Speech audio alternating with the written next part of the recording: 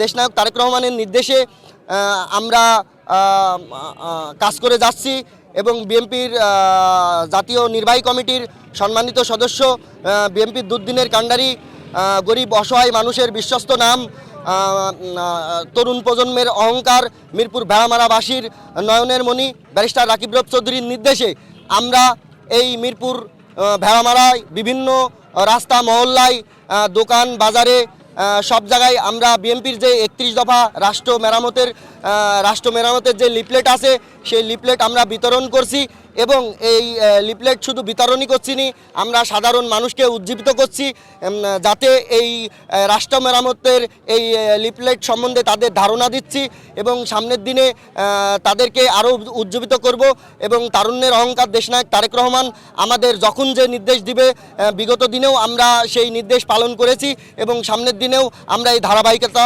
বজায় রাখব। রাষ্ট্র মেরামতের যেই 31 দফা তারেক রহমানের যে 31 দফা সংস্কারের যেই লিফলেট, সেটা আমরা বিভিন্ন জায়গায় বিতরণ করেছি, মানুষের কাছে পৌঁছাইছি এবং মানুষের কাছে আমরা এই রাষ্ট্র মেরামত কিভাবে আমাদের নেতা বলেছে সেই কথাগুলো আমরা জানিয়েছি।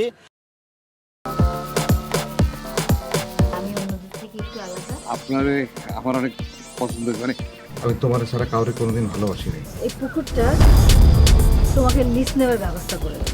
ওদুল্লে চাকরিটা খাই দাও যায় না। আমি যদি সুরজ মিয়ার সাইকেলের সামনে বসা ঘুরা বেড়াই, তোমার কেমন লাগবে কৌতো? তুমি তোমার স্বামীকে নিয়ে এত আহ্লাদ করতেছো, আর ওইদিকে বলে আমার সকাল হয় না, রাইতের আন্ধার হয়।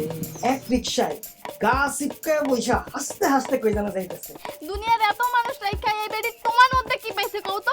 আর তোমার চোখে আমি শুধু তোমারে চাই।